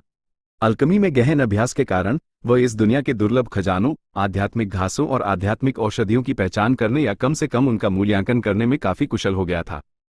हालांकि इस पत्थर के बारे में वह पूरी तरह से अनभिज्ञ था। इसका रंग लालिमा लिए हुए था और यह कुछ नम महसूस होता था, मानो इसे अभी पानी की धारा से निकाला गया हो, लेकिन इसकी सतह पर कहीं भी तरल का कोई निशान नहीं था। सबसे अधिक अर्जुन का ध्यान इस पत्थर के अंदर समाई जीवन शक्ति के विशाल बल ने खींचा। वास्तव में ध्यान से सुनने पर अर्जुन इससे आने वाली धड़कन की आवाज और बहते पानी की आवाज भी सुन सकता था। इससे एक गाढ़ी खून की गंध भी आ रही थी। ये तुम्हें कहाँ मिला? अर्जुन ने पूछा। यह उस व्यक्ति के ब्रह्मांडीय थैले के अंदर था। वह अमर की बात कर रही थी, लेकिन जाहिर तौर पर उसने कभी उसका नाम याद रखने की जहमत नहीं उठाई। अर्जुन ने कुछ देर और उसे देखा, फिर हिला दिया। तुम ये पहचान नहीं पा रही कि यह क्या है? चंद्रिका ने धीरे से सिर हिलाया। क्षण भर विचार करने के बाद सुझाव दिया, शायद हरमोहन इसे पहचान पाए। वह मेरी जनजाति में सबसे वरिष्ठ है। ये कहते हुए उसने मौन रूप से उसे एक दिव्य ज्ञान संदेश भेजा। उसकी पुकार सुनकर प्राचीन दानव जनजाति के नेता एक साथ इकट्ठा हो गए। गहरे लाल रंग का पत्थर पांचों संतों के बीच घूमा, लेकिन हर एक ने उसे देखने में केवल एक पल लिया और फिर सिर हिला दिया। अर्जुन की तरह उन्होंने भी इससे आने वाली गाढ़ी खून की गंध पर ध्यान दिया, आश्चर्य करते हुए कि यह अजीब पत्थर क्यों खून से भरा हुआ प्रतीत होता था। पवित्र स्वामी, क्या मैं इसे देख सकता हूं? जितेंद्र ने अचानक कहा। अर्जुन ने सहज भाव से पत्थर उसकी ओर फेंक दिया। जितेंद्र ने उसे पकड़ा और ध्यान से जांचा, फिर अपनी उंगलियों पर कुछ वास्तविक ची, ट्रू ची को संघनित करके पत्थर में डाल दिया, जिससे एक विचित्र बल उत्पन्न हुआ जिसने उसके अंदर के खून को अशांत कर दिया। ये देखकर प्राचीन दानव जनजाति के संत आश्चर्य से घूरने लगे। जितेंद्र ने हल्के से सिर हिलाया जब उसने पत्थर अर्जुन को वापस सौंपा और कहा, अगर मैं गलत नहीं हूं तो यह एक रक्तसार पत्थर होना चाहिए। रक्तसार पत्थर? अर्जुन की भौहें तन गईं जबकि चंद्रिका और अन्य भी भ्रमित दिखे। जाहिर तौर पर उन्होंने पहले कभी ऐसी वस्तु के बारे में नहीं सुना था। अमर ने अपनी मृत्यु से पहले जो कुछ कहा था वह सच हो सकता है। जितेंद्र विचारमग्न होकर बोला, मैंने सोचा था कि वह सिर्फ पवित्र स्वामी को उनके ब्रह्मांडीय थैले पर लगाए गए जाल में फंसाने की कोशिश कर रहा था, लेकिन शायद उससे कहीं अधिक था। क्या आपका मतलब है तारों से भरे आकाश, स्टारी स्काई के बारे में उनका कहा गया? बिल्कुल, जितेंद्र ने ईमानदारी से सिर हिलाया, क्योंकि यह रक्तसार पत्थर टोंग जुवान लोक टोंगशान रेल्म का उत्पाद नहीं है, बल्कि तारों से भरे आकाश की कोई चीज है। अर्जुन की आंखें तुरंत चमक उठी। तारों से भरा आकाश टोंग जुवान लोक में एक पौराणिक स्थान था जिसे किसी ने कभी वास्तव में नहीं खोजा था। अर्जुन और दीप्तानंद ने कई साल पहले सहस्राब्दी दानव फूल के माध्यम से तारों से भरे आकाश का दौरा किया था और अर्जुन ने उसमें लगभग 1 साल तक भी बिताया था, लेकिन तारों से भरा आकाश इतना विशाल था कि इतने कम समय में उसका पता लगाना असंभव था। इस प्रकार पालौकिक राज्य ट्रांसेंडेंट रेल्म में पहुंचने के बाद अर्जुन तुरंत वापस लौट आया था। पवित्र स्वामी जानते हैं कि टोंग जुवान लोक में समय समय पर तारों से भरे आकाश की कुछ विशिष्ट वस्तुएं प्रकट होती हैं, है ना? स्वाभाविक रूप से अर्जुन ने सिर हिलाया। मैंने उनमें से कुछ को पहले देखा है। जब वो ब्राइट थंडर स्पिरिट रिलीजन का अतिथि था, तब देवन ने एक अजीब नीले रंग का पत्थर निकाला था जो तारों से भरे आकाश से उत्पन्न हुआ था और हवा की आंख, विंड आई के विस्फोट की विनाशकारी शक्ति का विरोध करने के लिए उसका उपयोग एक बाधा के रूप में किया था, जिसके बाद पत्थर टूट गया था। इनमें से अधिकांश विशिष्ट वस्तुएं विचित्र पत्थर होते हैं जो तारों से भरे आकाश से यहां आकर गिरने के बाद हमारी दुनिया में गिर जाते हैं। कुछ का कोई प्रभाव नहीं होता और वे सिर्फ साधारण पत्थर होते हैं जिससे वे बेकार होते हैं, लेकिन ये रक्तसार पत्थर अलग है। तुम्हें ये सब कैसे पता? अर्जुन ने उत्सुकता से पूछा। जितेंद्र ने कंधे उचकाए। मेरा एक परिचित था जिसके पास पहले ऐसा ही एक पत्थर था, लेकिन जो उसके पास था वह इससे बहुत छोटा था। इसका उपयोग किस लिए किया जाता है? अगर पवित्र स्वामी इसमें अपनी वास्तविक ची, ट्रू ची डालेंगे तो आप जल्दी ही समझ जाएंगे कि इसका क्या उपयोग है। जितेंद्र रहस्यमय ढंग से मुस्कुराया। अर्जुन ने और कुछ नहीं पूछा और बस रक्तसार पत्थर को बाहर निकाला और उसमें अपनी वास्तविक ची डालना शुरू कर दिया। पल भर में पत्थर गहरे से चमकीले लाल रंग में बदल गया और एक चमकदार किरमिजी प्रकाश निकला जिसने आसपास के हर किसी के दिल को धड़का दिया। रक्तसार पत्थर फिर एक विचित्र बल उत्सर्जित करने लगा जिसने आसपास के सभी बिखरे खून को खींच लिया, सचमुच उसे जमीन से बाहर खींच लिया जिसमें वह कुछ घंटे पहले ही समाया हुआ था। नंगी आंखों से दिखाई देने वाली गति से अर्जुन के आसपास के क्षेत्र में सूक्ष्म गड्ढे दिखाई देने लगे क्योंकि अधिक से अधिक खून उसमें से बाहर खींचा जा रहा था। जीव जीव जीव, दसियों हजार छोटी खून की बूंदें आसपास के दर्जन किलोमीटर के दायरे से उड़कर आईं और रक्तसार पत्थर में समा गईं। प्राचीन दानव जनजाति के महान सेनापति इस अद्भुत दृश्य को अचंभे से देख रहे थे। रक्तसार पत्थर की ओर बहने वाला और उसमें समाने वाला खून स्पष्ट रूप से पहले यहां मारे गए लोगों का था। रक्तसार पत्थर एक अथाह गड्ढे की तरह था, चाहे जितना भी खून ये सोख ले, ये कभी भरता नहीं लगता था। ताज़ा खून के प्रवाह के साथ रक्तसार पत्थर की लाल चमक और उससे निकलने वाली खून की गंध तेज और तेज होती गई। थोड़ी देर बाद पत्थर की ओर बहने वाली खून की धाराएं धीरे धीरे कमजोर होती गईं और अंत में पूरी तरह बंद हो गईं। हिम पर्वत श्रृंखला, जो कुछ पल पहले खून से गहरे लाल रंग में सनी हुई थी, एक बार फिर शुद्ध सफेद हो गई थी, मानो उसे कभी गंदा किया ही नहीं गया था। अर्जुन मदहोश होकर आश्चर्य और प्रशंसा का भाव न रोक सका। अब उसकी मुट्ठी में रक्तसार पत्थर जीवित हो गया प्रतीत होता था और जीवन शक्ति से फूट रहा था। अपनी आध्यात्मिक ऊर्जा, स्पिरिचुअल एनर्जी, को रक्तसार पत्थर में भेजते हुए अर्जुन ने उसमें समाई विचित्र ऊर्जा की एक लहर को नियंत्रित किया और बाहर निकाला, उसे अपने फेफड़ों में खींच लिया। ऐसा करते ही अर्जुन ने महसूस किया मानो उसकी अपनी जीवन शक्ति बढ़ गई और स्पष्ट रूप से मजबूत हो गई। उसका पूरा शारीरिक गठन मानो प्रसन्न हो उठा और विस्फोटक शक्ति से भर गया। ये है। अर्जुन ने तुरंत एक आनंदित अभिव्यक्ति दिखाई जब उसने चंद्रिका को बुलाया। अपने गंभीर रूप से घायल जनजाति के एक व्यक्ति को लेकर आओ। चंद्रिका ने धीरे से सिर हिलाया और जल्दी से चली गई। थोड़ी देर बाद लौटकर वह एक प्राचीन दानव जनजाति के व्यक्ति को लेकर आई जिसकी बांह कट गई थी। भले ही उसकी बांह अभी कुछ देर पहले ही लड़ाई में काटी गई थी, फिर भी प्राचीन दानव जनजाति का व्यक्ति एक निश्चिंत चेहरा लिए हुए था, मानो कुछ भी असामान्य न हो। स्वामी को प्रणाम। प्राचीन दानव जनजाति के व्यक्ति ने जल्दी से झुककर प्रणाम किया। अर्जुन की वास्तविक पहचान और प्राचीन दानव जनजाति के साथ उसके संबंध क्या थे, चंद्रिका ने पहले ही अपने सभी जनजाति के लोगों को ध्यान से समझा दिया था। उठो, तुम्हारी कटी हुई बांह कहाँ है? अर्जुन ने पूछा। मैंने उसे फेंक दिया, जनजाति के व्यक्ति ने सीधे सादे ढंग से जवाब दिया। ऐसे बोल रहा था मानो उसने कूड़े का टुकड़ा फेंका हो, न कि अपनी बांह। साथ ही अर्जुन की ओर एक उत्सुक नजर डाल रहा था, ये सोचते हुए कि वह ऐसा सवाल क्यों पूछ रहा है। तुमने उसे फेंक दिया? अर्जुन का चेहरा काला पड़ गया। जाकर उसे वापस ले आओ। हाँ, जनजाति के व्यक्ति ने सिर हिलाया। कुछ नहीं पूछा, बस एक निश्चित दिशा में चल दिया अपनी खोई हुई बांह को ढूंढने। मोहिनी की भौहें हल्के से तन गईं क्योंकि वो संदेहपूर्वक नहीं रुक सकी। स्वामी, क्या हो सकता है आप चाहते हैं? उसकी कटी हुई बांह को फिर से जोड़ना? इसकी कोशिश करने लायक है। अर्जुन मुस्कुराया। इस चीज के अंदर जीवन शक्ति की एक आश्चर्यजनक मात्रा समाई हुई है। इसका उपयोग शायद उसकी बांह को फिर से जोड़ने के लिए किया जा सकता है। ऐसा कहते हुए उसने जितेंद्र की ओर देखा और पूछा, क्या यही रक्तसार पत्थर का वह उपयोग है जिसके बारे में तुमने बताया था? जितेंद्र हल्के से हंसा और जवाब दिया, मैं सिर्फ इतना जानता हूं कि इसका बहुत शक्तिशाली उपचारात्मक प्रभाव है और यह उन लोगों के लिए भी सहायक है जो खून से संबंधित गोपनीय कलाओं, सीक्रेट आर्ट्स और मार्शल कौशलों का अभ्यास करते हैं। जहां तक इसका उपयोग कटे हुए अंगों को फिर से जोड़ने के लिए किया जा सकता है या नहीं, इस जितेंद्र को यकीन नहीं है। न केवल यह उन लोगों के लिए सहायक हो सकता है जो खून से संबंधित गोपनीय कलाओं और मार्शल कौशलों का अभ्यास करते हैं, कोई भी इसका उपयोग कर सकता है। अर्जुन ने धीरे से सिर हिलाया, रक्तसार पत्थर पर नजर डालते हुए। तारों से भरे आकाश की वस्तुएं वास्तव में अद्भुत हैं। उसकी ऊर्जा की उस छोटी सी लहर ने मेरी ताकत को बढ़ा दिया। अगर इसका उपयोग लड़ाई में किया जाता तो शायद हार को जीत में बदलना संभव होता। उनके ये शब्द सुनकर हर किसी को रक्तसार पत्थर में रुचि हो गई। थोड़ी देर बाद प्राचीन दानव जनजाति का व्यक्ति आखिरकार अपनी कटी हुई बांह ढूंढ लाया। हालांकि कई घंटे बीत चुके थे। कटी हुई बांह पहले ही सख्त हो चुकी थी और आंशिक रूप से जमी हुई थी। घाव काफी सपाट था, जाहिर तौर पर एक तेज हथियार से काटा गया था, जो वास्तव में एक भाग्यशाली बात थी क्योंकि इससे इसे जोड़ना आसान होगा। अर्जुन ने जनजाति के व्यक्ति को निर्देश दिया कि वह अपनी कटी हुई बांह को उस स्थान पर रखे जहां से वह काटी गई थी और फिर रक्तसार पत्थर के अंदर की ऊर्जा को बाहर निकालना शुरू कर दिया। एक हल्का लाल धुंध एक छोटे सांप की तरह बाहर निकला और घाव में प्रवेश कर गया। हर कोई इस दृश्य को स्थिर होकर देख रहा था। हालांकि इसके सफल होने पर कुछ संदेह था, फिर भी अंतिम परिणाम क्या होगा ये जानने में काफी उत्सुक थे। प्राचीन दानव जनजाति के व्यक्ति ने अपने चेहरे पर अधिक अभिव्यक्ति नहीं दिखाई, एक कटी हुई बांह का फिर से जुड़ना ऐसा कुछ था जो तीसरे क्रम के चरम संत भी असमर्थ थे, जबकि वो केवल अमर आरोहण सीमा 9वें चरण immortal ascension boundary 9th stage का अभ्यासी था। हालांकि उसका शारीरिक गठन मजबूत था, जो कट गया था वो सदा के लिए कट गया था। इसे वापस कैसे जोड़ा जा सकता था? उसकी कोई उम्मीद नहीं थी और उसने केवल अर्जुन की पहचान के कारण अनुपालन किया था। हालांकि रक्तसार पत्थर की ऊर्जा के प्रवाह के साथ उसके चेहरे पर बेपरवाह भाव धीरे धीरे आश्चर्य और उत्साह में बदल गया। उसकी आंखें फटी हुई थी क्योंकि वह अपने घाव को घूर रहा था, पूर्ण अपेक्षा से भरा हुआ। उसका शरीर भी हल्के से कांप रहा था, अपने हृदय में महसूस होने वाले उत्तेजना को रोकने में असमर्थ। सख्त जमी हुई बांह रक्तसार पत्थर की ऊर्जा के प्रभाव में धीरे धीरे गर्म हो गई और यहां तक कि हल्का सा झुंझुनी भी महसूस होने लगी।